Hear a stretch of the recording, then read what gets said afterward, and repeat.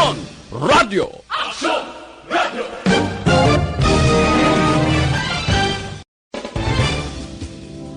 Aksyon Radio, Philippine Standard Time in punto alas 6. Dunkin' Donuts, pasalubong ng bayan. Gikan sa News Center sa Aksyon Radio. Aksyon Radio. Yari ang mga nagapangunang balita sa syudad sa Bacolod kag probensya sa Negros Occidental. Mga balita lokal, nasyonal, sa Aksyon Balitang Bayan. Numero 1, Aksyon Balitang Bayan. Numero 1, two-time kapisanan ng mga broadcasters. Golden Dev nominee for Best Provincial Newscast. Aksyon Balitang Bayan. Numero 1. Aksyon Balitang Bayan. Numero 1. Kagkaroon ang Inyo News Team.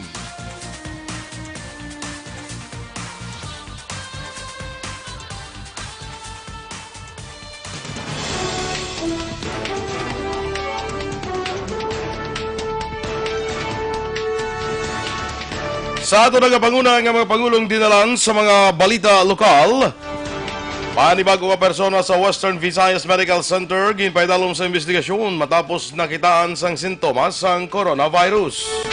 Kapulisan sa Bacolod naka-recover sa masobra 10 milyones pesos nga balor sa ilegal nga droga umpisa Enero 1. Sa balita nasyonal, Chinese national nga nalakip sa ginpaidalom sa obserbasyon sa posibleng kaso sang coronavirus napatay. 39% sa mga Pinoy nagpahayag nga nagmaayo ang ila pangabuhi. Maayong aga Bacolod, maayong aga Bilugamahin sa Western Visayas. Karonya adlaw, Huwebes, Enero 30, 2020. Ang inyong news team, Aksyon Dorel Cabatu. Aksyon Boy Duran, ang mga balita lokal pagkatapos lamang sa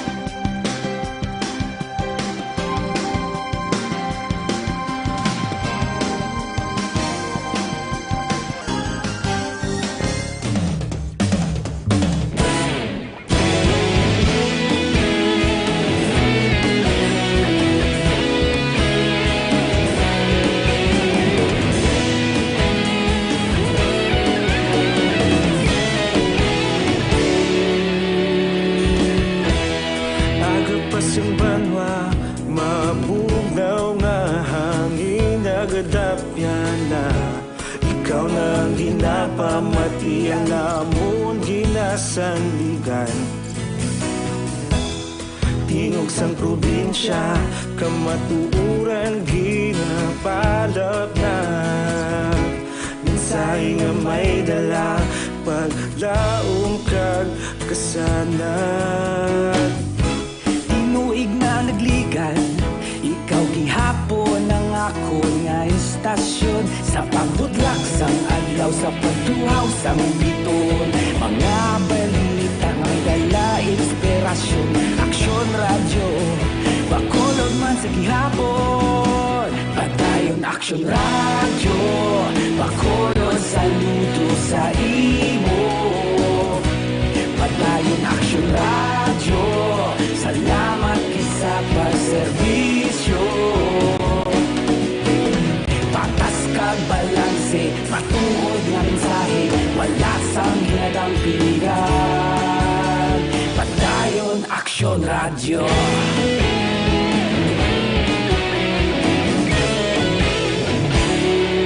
Aksyon Balitang Bayan. Numero 1.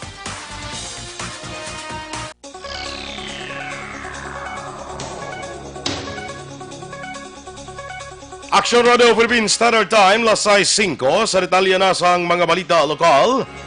May panibagong persona nga ginpaidalom sa investigasyon ang Department of Health Region 6 matapos may nakitaan nga sintomas sang novel coronavirus. Sunod kay Dr. Mary Jane Juanico, ang head sa Infectious Disease Section sang DOH Region 6, may 3 katuig nga bata nga halin sa China agin pa konsulta sa ospital sa siyudad sa Iloilo bangod ginhilanat. Duha pa ni Juanico, Nabagig-angot na sila sa Western Visayas Medical Center para sa imuon nga test sa bata. Liwat ni manugyan ni Juanico nga hindi dali-dali magpati sa nagalapta nga impormasyon tungod negatibo ang Pilipinas sa nCoV.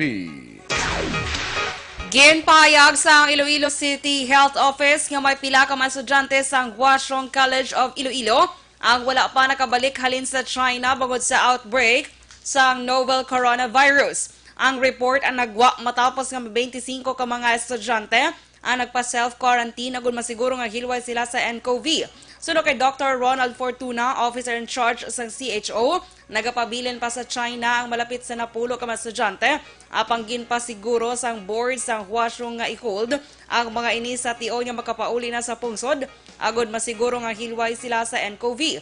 Ginklaro man ni Fortuna nga wala sang kumpirmado nga kaso sang nCoV sa syudad sang Iloilo. Sa ibang panaton nga balita lokal, naglambot sa 10.8 milyones pesos ang sang ginasuspetsuhan shabu kag 56,000 pesos sang ginasuspetsuhan marijuana ang nakumpiskar sa Bacolod PNP halin Enero 1 tubtob Enero 29 karon nga tuig.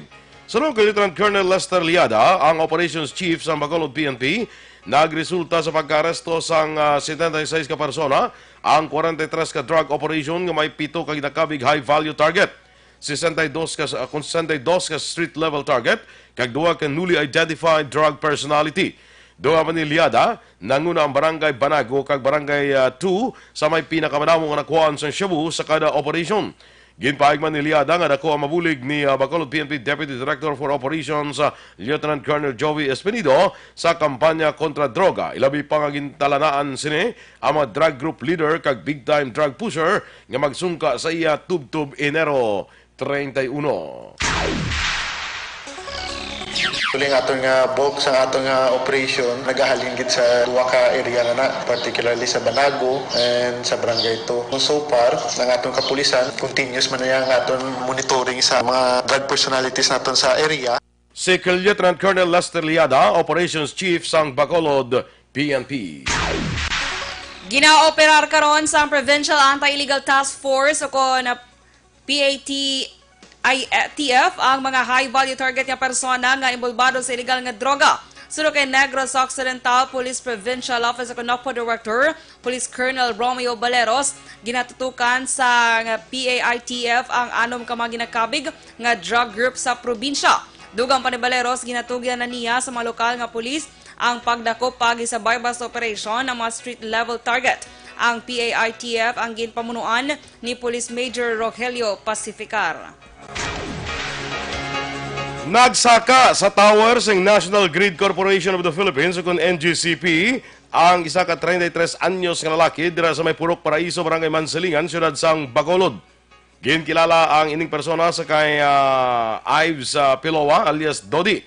Sunod siyang manghud nga si Irene, ginpaibalo na lamang siya sa ilang mga kaingod balay nga nagsaka ang iya magulang sa may isa ka katos ka kag 50 katapak nga katason nga tower malas Diyos ang takna kahapon sang aga. Duha pa ni Irene nasupay sa gutom ang iya magulang matapos nga nag-inom lamang sang makaulubog nga limnon antes pa natabo ang insidente. Ginpahay pa ni Irene nga ginapangitan ni Ives ang iya duha ka kabataan kag sang makit-an na nagpanaog man ni sa tower dala hakos sa mayni. Sa piyak nga bahin, voluntaryo naman nga gin-turn over ni Ives kay Barangay Mansilingan Captain Boy Pico ay isa ka big hit sealed transparent sachet sang ginasuspetsuhan shabu. Ginserbihan naman sa warrant of arrest sa Pontevedra PNP ang pulis nga nagpangluthang sa Agosto 20, 2019 sa Banwa sang Hinigaran kag Pontevedra. Ang suspect ang ginkilala kay Police Corporal Romanic Ace Pacificar nga na-assign sadto sa Drug Enforcement Unit sang Negros Occidental Police Provincial Office sa Conocpo. Ang warrant of arrest ang ginpapanaog ni Honorable Judge Milayap Camiso sang Regional Trial Court Branch 74 sang La Carlota sa kaso frustrated homicide. Si Pacificar ang preso karon sa Pontevedra PNP para sa proper disposition.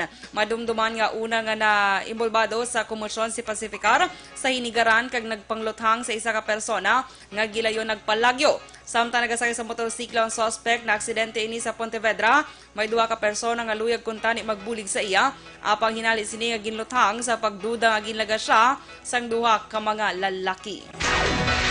Ginpanugya naman ni Negros Occidental Police Provincial Office o NOCPO Director Police Colonel Romeo Baleros sa mga kapulisan nga maghalong sa tanan nga tiyon agud malikaw sa disgrasya. Suno kay Baleros kung mahimo hindi magsuksok sang uniforme, kung nagapauli sila puloy-an kung nagapadulong man sa trabaho. Dunga pa sang director kinahanglan nga mahinalungon sa mga tao sa palibot.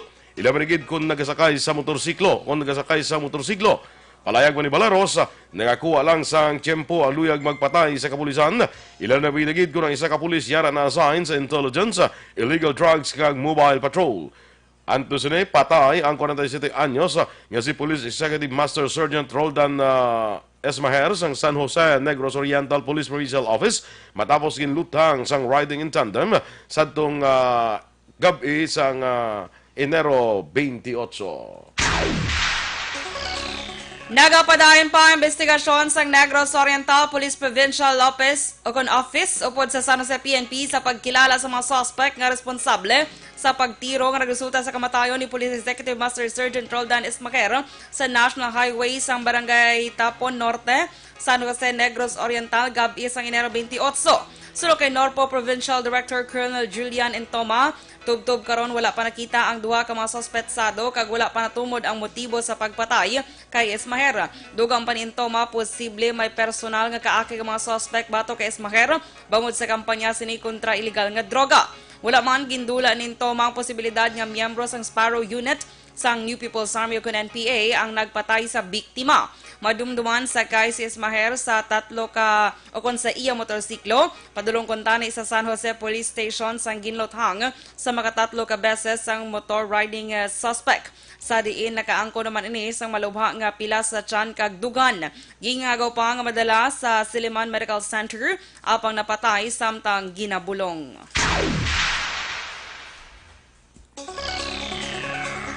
Nagapanimaho na sang masapuan ng isa ka 95 anyos nga lalaki sa sitio Sambulong 2, Barangay Mabini, siyudad sa Escalante, sadtong Martes ang aga. Ang napatay ginkilala kay Sulpicio Bitik, balo kag pumuluyo sa amuman nga lugar. Base sa investigasyon sang Escalante PNP, nagaisahanon nga nagapuyo siya balay ang biktima. 3 kadlaw nga wala ni nakitaan kag nasapuan na lang nga patay sa kilid dalan malapit sa iya sini nga balay. Wala naman sa ginatanaw nga foul play sa kamatayon sang biktima. Wala man sa manakita nga foul play ang Police Station 9 sa kamatayon sang construction worker sa Purok Ilak, Barangay Sumag, Siyudad sang Bacolod, Miyerkules sang aga, Enero 29. Nakita sang security guard ang patay nga lawas ni Conrado Labandilo, 34 anyos nga tumandok naman sang Barangay Manlukahok, Siyudad sang Sipalay. Nagabula ang baba ni Labandillo sa nasapuan sa kilid sang container van ngaya ginaobrahan. Nagapati si Police Lieutenant Jonito Pastrana, ang hepe sang Police Station 9 nga posible ginatake sa korason ng biktima. Wala naman plano ang pamilya ni Labandillo nga ipa-autopsy pa ang bangkay bangod sila mismo ang kumbinsido nga wala sang foul play ang kamatayon sang biktima.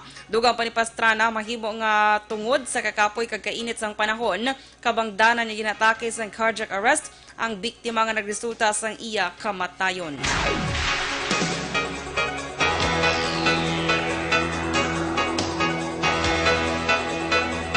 Aksyon Radio Philippines Standard Time, las 6:14. Sa ato naman nga mga ka-aksyon nga nagaproblema sa mga bukol blang nga nagatubo sa inyo nga lawas. Sisman na kung tumor, hindi na pagpadugaya, hindi pagbabayi para hindi na magmalignant. Maginom na sang Santon Plus Herbal Capsule. Suno sa mga eksperto, ang Santon Plus Herbal Capsule makatunaw sa mga breast cyst, myoma, bukol sa ovary, bukol sa baga, goiter, kag iban pa. Ginabuligan pa sa Santon Plus Herbal Capsule ang lawas para nga hindi matubuan sa mga bukol, cyst, kag iban pa nga mga balatian. Santon Plus Herbal Capsule, garantisado, may alibyo. Mabakal sa mga butika, tag 12 pesos lang. Bisitahin man ang Alternative Medicine and Wellness Center sa may Dalan Nernais at tubalan sa gate sa Paglaom Sports Complex. Tabuk sinayara dira ang Alternative Medicine and Wellness Center. Pangitalang si Doc Ramel Uy para sa libre nga check-up. Kakakasan ng Plasma Capsule, pwede na ninyo mapadeliver sa inyo balay pagi sa pag-order online sa www.kalusuganyan.ph o sa Kalusuganyan Facebook page.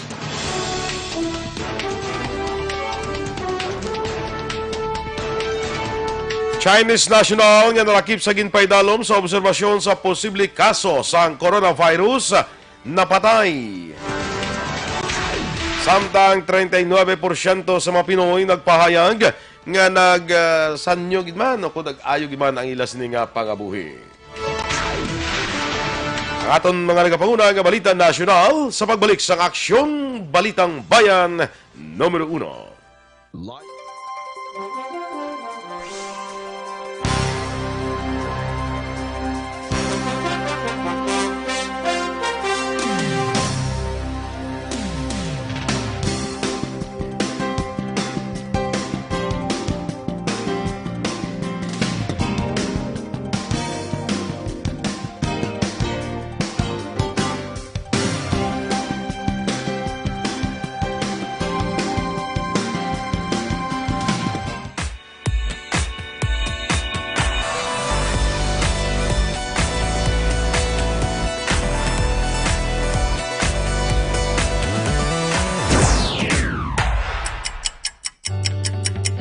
Yari ang mga programa ngayon bantayan diri sa DYEZ Aksyon Radio Bacolod.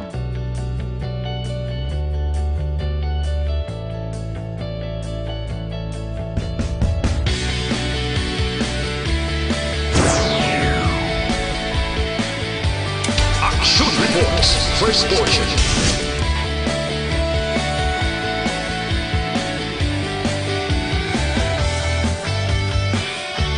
Aksyon Reports, second portion. Aksyon Balitang Bayan, Numero 1.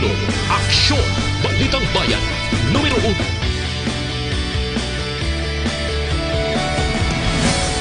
Aksyon Balita Morning Edition.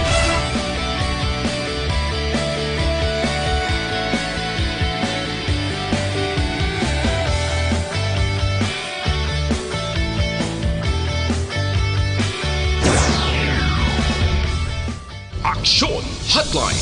Aksyon Hotline.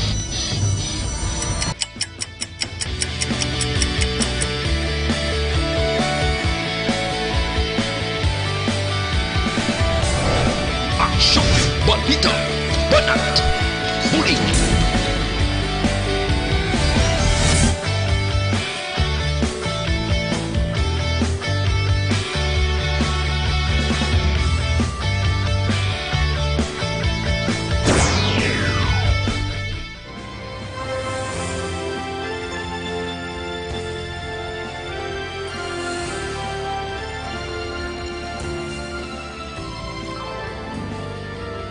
Aksyon Reports Afternoon Edition. Aksyon Reports Afternoon Edition.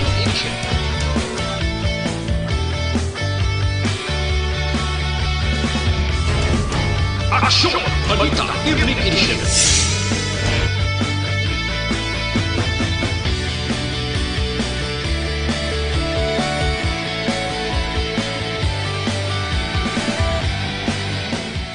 Aksyon Firing Line. Aksyon Firing Line.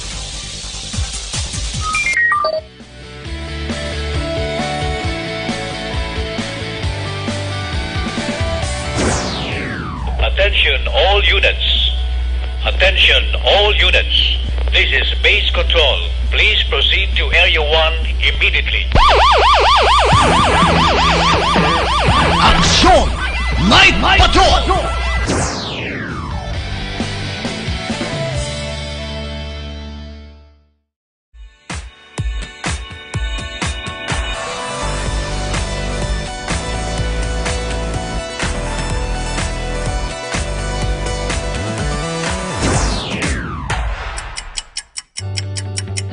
Yari ang mga programa programa nga inyo bantayan diri sa DYEZ Aksyon Radio. Ano naman nga pagpakape mga ka-aksyon, ang Santon Plus Coffee Mix, amo ning aton nga ginarekomendar sa inyo. Kape ini nga hindi laning mo enjoy ang aroma sang manamit nga kape, makabulig pa sa imo ikaayong lawas. Kay ining Santon Plus Coffee Mix, himo ini sa santon, soya kag malunggay, kay iban pa nga medicinal herb. Nagabuli ni sa panubo pa sa aton nga bad cholesterol, nagatinlo pa sa aton colon o kontinai, likaw kita sa colon cancer. So sa aton kape, Santon Plus Coffee Mix, may kape ka na, may bulong ka pa. Aksyon! Balitang Bayan, numero 1.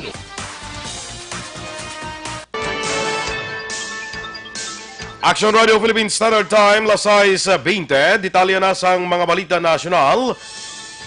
Ginkumpirmar ni San Lazaro Hospital Director Dr. Edmundo Lopez nga may isa ka Chinese national nga kalakip sa ginpaidalom sa investigasyon sa posible sintomas sang novel coronavirus infection ang napatay. Sa press briefing ng Department of Health officials, ginpahayag ni Lopez nga hindi pa kumpirmado nga napatay ang ining 29 anyos nga pasyente bangod sa nCoV. Duman pa ni Lopez, napatay ang pasyente bangod sa pneumonia, kag nagpositibo man sa makatuwag beses sa HIV screening test. Ginpahayag ni Lopez nga specimen sang Chinese national nga nagalin sa Yunnan province sa China ang sa karon gin-examine sa posible nCoV infection. Ginpahayag ni Anay Health Secretary kag karon Iloilo Representative Janet Garin nga dapat hindi paghingadlan sang Department of Health ug DOH ang mga ngalan sang hospital sa diin ginadalang mga pasyente nga may suspected novel coronavirus para hindi magtugas sang panic. Suno kay Garin, mas nagtugas ang panic kag discrimination sa mga health workers kung ipalayag ang mga hospital nga gindalaan sang mga biktima. Nagsuwestyon si Garin sa DOH nga magpagawa sang regular updates kasunod nga constant man ang ila pagpakigangod sa World Health Organization. Sunod pa sa Anay Health Secretary, ang DOH ang dapat mas mangin proactive sa pagmonitor kag sa ila nga surveillance. Nakahanda na ang Department of Foreign Affairs nga i-repatriate ang mga Filipino ayara sa siyudad sang Wuhan kag probinsya sang Hubei sa China bilang tikang batok sa makamamatay nga novel coronavirus o kuning 2019 nCoV nga nagalapta na sa karon. Sa pinaka-ulihing report nagsaka na sa 132 ang nagkalamatay angot sa ginakakugmatan nga balatian kadungan sa pag-lockdown sa 50 milyones nga yara sa sulod kag palibot sang Wuhan nga amo ang ginalinan sang outbreak. Naglambot naman sa 5,974 ang kumpirmado nga kaso sang virus sa China. Mas madamo sa 5,327 nga naigo sang SARS sa 2003. Bangod rin magkapatayon na sa special flights ang DFA gikan sa probinsya sang Hubei papauli sa Pilipinas. Sunod naman kay Foreign Affairs Undersecretary for Strategic Communications and Research Ernesto Abella, magpadulong lamang sa pinakamalapit nga medical facility ka magkuha sang atensyon o kung nagakaigo nga atensyon pang medical ang mga Pinoy dito. Una naging pahayag sa DOH sa itong Martes nga sabton sang gobyerno ang tanan nga galastuhon para sa 14 kadlaw nga quarantine sa mga Pinoy gikan sa bulong tubtob sa pagkaon. Ginpatuman na sang Bureau of Customs ang istrikto nga seguridad sa mga ukay-ukay kag iban pa nga produkto nga naghalin sa China ini para makasiguro nga hindi makalusot ang novel coronavirus. Sulod kay Customs Associate Commissioner Vincent Philip Maronilla, high risk ang mga bio, animal product, kag iban pa sa virus. Nagapakig-angot naman ang BOC sa Department of Health ug DOH para mahibaluan ang mga critical item nga mahimo tapikan sang nCoV. Nagdangat sa 39% sa mga Pinoy ang nagpahayag nga nag-ayo ang ilang pangabuhi base man sa survey sang social weather stations. Nagwa sa fourth quarter sang 2019, 39% ang gainers, samtang 21% naman ang losers o kung wala nag-ayo ilang pangabuhi sa nakaligad nga 12 ka bulan. Kasunod sila naglambot ang net gainers sa score nga plus 18, kabangdanan para malakip sa very high classification. Mas mataas ini sa plus 11 sa itong Setyembre, plus 13 sa itong Hunyo, kag plus 17 sa itong Marso. Samtang nagwa man sa survey nga 47% sa mga Pinoy ang optimistic o kung nagalaom nga mag-aayo ang ekonomiya sa pungsod sa masunod nga 12 ka bulan, samtang 9% naman ang nagpahayag nga hindi. Pag-aumpisahan na nga kumpiskahon sa Bureau of Customs sa Pebrero 9 ang mga oil products nga hindi magpaidalom sa fuel marking program. Sulod kay Customs Associate Commissioner Vincent Philip Maronilla, sa tion nga hindi magsunod ang mga oil company pag-akumpiskahon ang mga oil products nga ginreserba. Dugang pa ni Maronilla nga gilayon nga pasakaan sa nagkaigo nga kaso ang matag-iya sang oil company nga hindi magsunod sa fuel marking program. Tuyo sang programa nga matapna ang pagpalapnag sa smuggling sa oil product bangod sa ginapatuman nga tax reform for acceleration and inclusion o contrain law. Samtang ginatanyag daw pagkaon lang sa restaurant ang sexual services sa mga Chinese prostitutes diri sa Pilipinas. Sa din kalabanan sa mga kliyente ang mga nagatrabaho kag customer sa mga Philippine offshore gaming operators. Suno kay Senator Risa Hantovero sa hearing sa Senado, masami ginagamit nga prostitution dens ang mga massage kag spa facilities. Mahimo ma-order ang serbisyo sa mga babae paagi sa mga messaging apps nga Telegram kag WeChat. Suno kay Hantoveros may menu kag may presyo kag nagalambot na lang sa kung mag-abot na lang sa condominium sang customer. Ang bilis ng sexual service ang nagalambot sa 13,000 tubtub 16,000 pesos para sa 30 minutos ng serbisyo kag 30,000 pesos naman para sa bilog nga gabi nga serbisyo. Sino pa kay Hontiveros, may code man ang mga babae nga ginabugaw sa Chinese app nga WeChat sa dinambot silingon sang New Tea, babae, samtang ang fast food, amo ang quickie. Nagtestigo sa hearing ay isa ka 15 anyos nga sex worker nga naghatag sang testimonya paagi sa webcam agud maproteksyonan kag hindi makilala sa din ginpasuksok siya sang hoodie, face mask kag sunglasses. Sunod sa testigo nga si Karina, nag-recruit siya sa tong Agosto 2019 agud magmasahe sa mga Chinese nationals apan naghatag man siya sang extra service. Nagalambot sa 3,000 to 7,000 pesos ang bayad sa iya sa pagpagigilawas apang tunga lamang ang nagkadto sa iya. Ginkumpirma naman sa National Bureau of Investigation nga nagdamo ang mga prostitution den sa pungsod bangod sa Pogo. Sa katapusan nga Balita National, nagapaday naman ang mas mabaskog nga pagbugas ng abo sa Bulkan Taal sa nakaligad nga 24 oras. Sa latest update sa Taal Volcano Bulletin sa FIVOG sa nakaligad nga 24 oras, nagbugas ang moderate to voluminous nga abo ang mga nagadagaduag sang dirty white ang bulkan. Ang sulfur dioxide naman nga ginabugas ang Taal ang naglabot sa 64 tonelada kada adlaw ang kadamuon. Naka-record man sang mahuyang nga 123 ka volcanic earthquake sa Taal. Sulod pa sa FIVOG sang padaan nga paghulag sang duta ang nagakahulugan sang padaan nga magmatic activity sa sulod sang Taal. Sa karon nagapabilin sa gihapon sa alert level 3 ang bulkan Taal kag mahimo sa gihapon nga maglupok sa mabaskog. May magluntad nga volcanic earthquakes, ashfall kag lethal gas expulsions. Aksyon Radio Philippines Standard Time lasay sa 27 sa ato nga mag-aksyon ining mighty siblang alkaline nga vitamin C kung may problema ka sa allergies. May mataas ini siya ang antihistamine properties, ginapanubo ang histamine level sa imong lawas para makontrol ang allergies. Sa mga pilas nga kadugay mag-ayo, makatol-katol sa inyong panit, mag-mighty C na ang alkaline nga vitamin C. Manami ini sa tanan nga sahi isang skin diseases. Para sa mas epektibo nga kombinasyon, mag-inom kita sang Mighty C kag Santon Plus Herbal Capsule. Inyo gipamatian ato ng banguna nga mga balita diri sa Aksyon Balitang Bayan Numero 1. Standby na sa Action Report, second portion.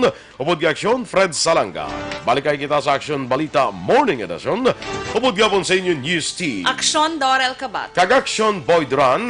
Una sa balita, una sa aksyon. Sa Bacolod Aksyon Radio.